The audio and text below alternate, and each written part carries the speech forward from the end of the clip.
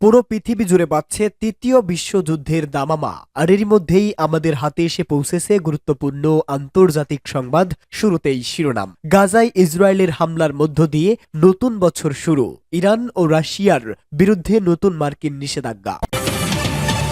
পরেই জানাবো, যুদ্ধ জয়ে সমরাস্ত্রের চেয়ে গণমাধ্যম বেশি প্রভাবশালী ভূমিকা রাখে, গণমাধ্যম সম্মেলনে ইরানের সর্বোচ্চ নেতার বাণী। এরপরে জানাবো, ইয়েমেনের রাজধানীতে আবারও ইঙ্গো মার্কিন বাহিনীর বিমান হামলা। পরে জানাবো, যে কৌশলে সিরিয়ার সেনাবাহিনী নিয়ন্ত্রণ নিচ্ছে তুরস্ক। এবং সর্বশেষ জানাবো, পশ্চিমারা সন্ত্রাসবাদ বিস্তারের জন্য কিয়েভকে ব্যবহার করছে বলে মার্কিন কমিউনিস্ট নেতার মন্তব্য। এতক্ষণ শুনছিলেন সংবাদ শিরোনাম, এবারে বিস্তারিত। তবে তার আগে প্রতিদিনের আপডেট আন্তর্জাতিক সংবাদ সবার আগে পেতে ভিডিওটিতে একটি লাইক দিয়ে চ্যানেলটি সাবস্ক্রাইব করার অনুরোধ রইল। গাজায় ইসরায়েলের হামলার মধ্য দিয়ে নতুন বছর শুরু, ইরান ও রাশিয়ার বিরুদ্ধে নতুন মার্কিন নিষেধাজ্ঞা।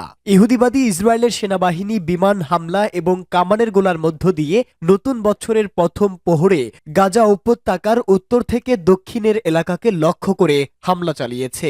ইরানের আরবি ভাষার চ্যানেল আল আলমের প্রতিবেদনে বলা হয়েছে, নতুন প্রকাশিত তথ্য অনুযায়ী 2023 সালের 7 অক্টোবর থেকে পর্যন্ত আমেরিকা গাজা, লেবানন এবং সিরিয়ায় ইহুদিবাদী শাসক গোষ্ঠীর অপরাধযোগ্যকে সমর্থনের অংশ হিসাবে এই অবৈধ দখলদার সরকারের জন্য $22 বিলিয়ন বেশি ব্যয় করেছে। স্টকহোম ইন্টারন্যাশনাল পিস রিসার্চ ইনস্টিটিউটের রিপোর্ট অনুসারে 2019 সাল থেকে 2023 সাল পর্যন্ত মার্কিন যুক্তরাষ্ট্র ইসরায়েলের 69% সমরাস্ত্র সরবরাহ করেছিল, যা 2004 সালে বেড়েছে 78%। 2024 সালে অনুষ্ঠিত মার্কিন প্রেসিডেন্ট নির্বাচনে হস্তক্ষেপ করার অভিযোগে ইরান ও রাশিয়ার দুটি প্রতিষ্ঠানের বিরুদ্ধে নতুন করে নিষেধাজ্ঞা আরোপ করেছে মার্কিন যুক্তরাষ্ট্র। মার্কিন অর্থ মন্ত্রণালয় স্থানীয় সময় মঙ্গলবার এক বিবৃতিতে নিষেধাজ্ঞা আরোপ করার এ তথ্য জানিয়েছে। এতে বলা হয়েছে, ইরানের ইসলামী বিপ্লবী গার্ড বাহিনী বা আইআরজিসির একটি সহযোগী প্রতিষ্ঠান এবং রাশিয়ার সামরিক গোয়েন্দা সংস্থা জিআরইউ এর সঙ্গে সংশ্লিষ্ট একটি প্রতিষ্ঠানের বিরুদ্ধে এ নিষেধাজ্ঞা আরোপ করা হয়েছে। যুদ্ধ জয়ে সমরাস্ত্রের চেয়ে গণমাধ্যম বেশি প্রভাবশালী ভূমিকা রাখে, গণমাধ্যম সম্মেলনে ইরানের সর্বোচ্চ নেতার বাণী। ইসলামী প্রজাতন্ত্র ইরানের সর্বোচ্চ নেতা আয়াতুল্লাহ উজামা খামিনি বিশ্বব্যাপী চলমান যুদ্ধ ও সহিংসতার প্রেক্ষাপটের গণমাধ্যমের অনন্য ভূমিকার কথা জোর দিয়ে উল্লেখ করেছেন। তিনি ইরানের জাতীয় গণমাধ্যমগুলোর ভূমিকা শক্তিশালী করার জন্য আরও বেশি উদ্ভাবনী শক্তি কাজে লাগানোর আহ্বান জানান। সর্বোচ্চ নেতা রাজধানী তেহরানে গণমাধ্যম বিষয়ক একটি সম্মেলনে পাঠানো বাণীতে এই আহ্বান জানান। ওই সম্মেলনে অন্যান্যের মধ্যে ইরানের জাতীয় সম্প্রচার সংস্থা IRIB এর প্রধান পেইমান জেবেলি এবং সংস্থার শীর্ষস্থানীয় পরিচালকরা অংশগ্রহণ করেন। আয়াতুল্লাহ খামিনি বলেন, যুদ্ধক্ষেত্রে কোনো পক্ষের বিজয়ে সামরিক উপায়ের চেয়ে যে বিষয়টি অধিকতর প্রভাবশালী ভূমিকা রাখছে তা হচ্ছে সঠিক উপায়ে একটি বার্তা বহন করে সত্য প্রকাশ করে দিতে পারার সক্ষমতা। তিনি বলেন, চলমান বৈশ্বিক সংঘাতগুলোকে গণমাধ্যম ও প্রকাশনার অন্যান্য ভূমিকার কথা আপনাদের সবার জানা রয়েছে। বিষয়টি বর্তমানে অতীতের যে কোনো সময়ের তুলনায় বেশি কার্যকর। ইরানের সর্বোচ্চ নেতা তার বাণীতে বলেন, বর্তমানে কোনো পক্ষের বিজয় নির্ধারিত হয় তার বার্তা বহন ও বাস্তবতা বর্ণনা করার সক্ষমতার মাধ্যমে। আমাদেরকে এই স্পর্শকাতর ইস্যুতে নিজেদের উদ্ভাবনী ক্ষমতা ও নির্ভুলতা বহুগুণে বাড়াতে হবে। গণমাধ্যম সম্মেলনে পেইমান জেবেলি জানান, প্রতিরোধ অক্ষের সমর্থনে, বিশেষ করে গাজা যুদ্ধের সমর্থনে তার সংস্থা সর্বোচ্চ ভূমিকা পালন করার চেষ্টা করছে। গাজায় 2023 সালের অক্টোবর থেকে পর্যন্ত প্রায় 200 সাংবাদিক ইসরায়েলি পাশবিক হামলায় নিহত হয়েছে। এছাড়া আহত, গ্রেপ্তার ও গুম হয়েছে আরও বহু সাংবাদিক। ইয়েমেনের রাজধানীতে আবারও ইঙ্গো মার্কিন বাহিনীর বিমান হামলা, আনসারুল্লাহ নেতা আলী আল হুতির নিন্দা। আমেরিকা ও ব্রিটেনের যুদ্ধ বিমান থেকে ইয়েমেনের রাজধানী সানার উপর আবারও হামলা চালানো হয়েছে। ইহুদিবাদী ইসরায়েলের বিরুদ্ধে ইয়েমেন থেকে যেসব হামলা চালানো হচ্ছে তার বিরোধিতা করে গতকাল নতুন করে এই হামলা চালানো হয়। লেবাননের আল মায়াদিন টেলিভিশন নেটওয়ার্ক জানিয়েছে, রাজধানী সানার উত্তর পূর্ব অঞ্চলে অবস্থিত 21 সেপ্টেম্বর পার্ক নামক স্থানকে লক্ষ্য করে ইঙ্গো মার্কিন বাহিনী 3 দফা হামলা চালায়। আগে ওই এলাকায় ফার্স্ট আর্মড ডিভিশনের দপ্তর ছিল, এবার বাইরে ইঙ্গো মার্কিন বাহিনী রাজধানী সানার আরও 2টি এলাকায় 8 দফা হামলা চালায়। মার্কিন সেন্ট্রাল কমান্ড বা সেন্টকম এই হামলার তথ্য নিশ্চিত করেছে। এদিকে ইয়েমেনের হুতি আনসারুল্লাহ আন্দোলনের সর্বোচ্চ রাজনৈতিক পরিষদের সদস্য মোহাম্মদ আলী আল হুতি ইঙ্গো মার্কিন বাহিনীর হামলার বিরুদ্ধে তীব্র নিন্দা জানিয়েছে। তিনি বলেন, এই হামলার মাধ্যমে একটি স্বাধীন দেশের সার্বভৌমত্ব চরমভাবে লঙ্ঘন করা হয়েছে। তিনি গতকাল এক বিবৃতিতে বলেন, ইহুদিবাদী ইসরায়েলকে গাজা উপত্যকায় হামলা চালিয়ে যাওয়ার ব্যাপারে উৎসাহিত করার নোংরা মিশনের অংশ হিসাবে ইঙ্গো মার্কিন বাহিনী এই হামলা চালিয়েছে। যে কৌশলে সিরিয়ার সেনাবাহিনীর নিয়ন্ত্রণ নিচ্ছে তুরস্ক। বাশার আল আসাদকে হটানোর পর এবার সিরিয়ার সেনাবাহিনীর উপর নিজেদের নিয়ন্ত্রণ প্রতিষ্ঠা করতে যাচ্ছে তুরস্ক।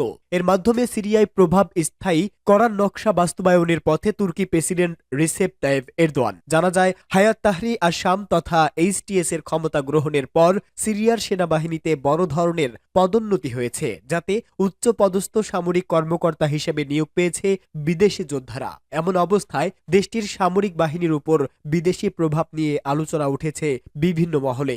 বিবিসির এক প্রতিবেদনে বলা হয়, সিরিয়ার পুনর্গঠনের অংশ হিসাবে দেশটির সামরিক বাহিনী পুনর্গঠন করেছে হায়াত তাহরি আশ-শাম। এরই অংশ হিসাবে প্রায় অর্ধশত নতুন সামরিক কমান্ডারের নাম ঘোষণা করে দলটি। এর মধ্যে কমপক্ষে 6 জন বিদেশি রয়েছে, যার কর্নেল থেকে ব্রিগেডিয়ার পদমর্যাদার নিয়োগ পেয়েছেন। আল সারা স্বাক্ষরিত নির্দেশনায় বলা হয়েছে, সম্প্রতি নিয়োগ পাওয়া 2 জনকে মেজর জেনারেল পদে, 5 জনকে ব্রিগেডিয়ার জেনারেল পদে এবং 42 জনকে কর্নেল পদে উন্নতি করা হয়েছে। এদের মধ্যে এইচটিএস এর সামরিক প্রধান মেজর জেনারেল মুরহাব আবু কাশরাকে দেশটির অন্তর্বর্তী সরকারের প্রতিরক্ষা মন্ত্রীর পদে বিবেচনা করা হচ্ছে। নতুন এই তালিকায় এইচটিএস সহ বেশ কয়েকটি বিদ্রোহী গোষ্ঠীর বেশ কয়েকজন কমান্ডারও অন্তর্ভুক্ত রয়েছে। এছাড়া সিরিয়ার গৃহযুদ্ধের প্রাথমিক পর্যায়ে যেসব সামরিক কর্মকর্তা সেনাবাহিনী ত্যাগ করে বিদ্রোহীদের সঙ্গে যোগ দিয়েছিলেন, তাদের অনেকেই পদোন্নতি পেয়েছে। নিয়োগপ্রাপ্ত এসব বিদেশি সামরিক কর্মকর্তাদের মধ্যে তুরস্ক, জর্ডান ও চাইনিজ উইঘুর সম্প্রদায়ের নাগরিক রয়েছে বলে জানায় অভ্যন্তরীণ বিভিন্ন সূত্র। বিদেশি নাগরিকদের সেনাবাহিনীর উচ্চপদস্থ নিয়োগ দেওয়াকে কেন্দ্র করে এরই মধ্যে দেশটির ভিতরে এবং প্রবাসী সিরিয়নদের মধ্যে নানা আশঙ্কার দানা বেঁধেছে। গৃহযুদ্ধের সময় আসাদ বিরোধী বিভিন্ন সশস্ত্র গোষ্ঠীতে বিদেশি যোদ্ধাদের যোগদান সিরিয়ানদের মধ্যে তীব্র অনুভূতি জাগিয়ে তোলে। তবে এসব যোদ্ধাদের নিজস্ব সিরিয়ায় সমাজের বাস্তবায়নের আগ্রহ সিরিয়ানদের মধ্যে উদ্বেগ তৈরি করেছে। পশ্চিমারা সন্ত্রাসবাদ বিস্তারের জন্য কিয়েভকে ব্যবহার করছে, মার্কিন কমিউনিস্ট নেতার মন্তব্য। আমেরিকার কমিউনিস্ট পার্টির নেতা ক্রিস্টোফার হ্যালালি বলেছেন, পশ্চিমারা সন্ত্রাসবাদ বিস্তারের জন্য ইউক্রেনকে ব্যবহার করছে।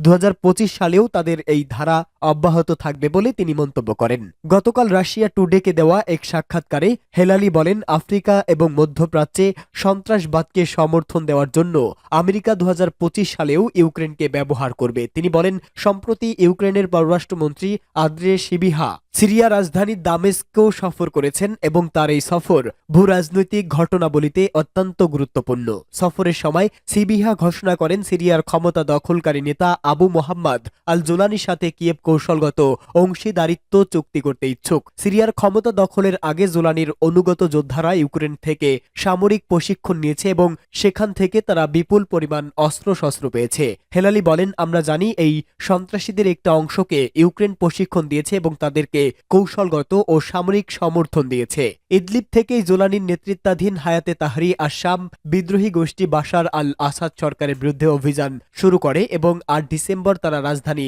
দামেস্কো দখল করে নেয়। মার্কিন কমিউনিস্ট নেতা বলেন, আমি মনে করি ইউক্রেনের পক্ষ থেকে এই সমস্ত কর্মকাণ্ড অব্যাহত থাকবে। সিরিয়া সফরের সময় শিবিহা বলেন, ইউক্রেনের সামরিক বাহিনী এবং জোলানির অনুগত বাহিনী উভয়ই সিরিয়ায় রাশিয়ার প্রভাব ঠেকানোর চেষ্টা করবে। আদ্রে শিবিহার এই মন্তব্যকে পুরো মধ্যপ্রাচ্যের জন্য চিন্তার কারণ বলে উল্লেখ করেন হেলালি।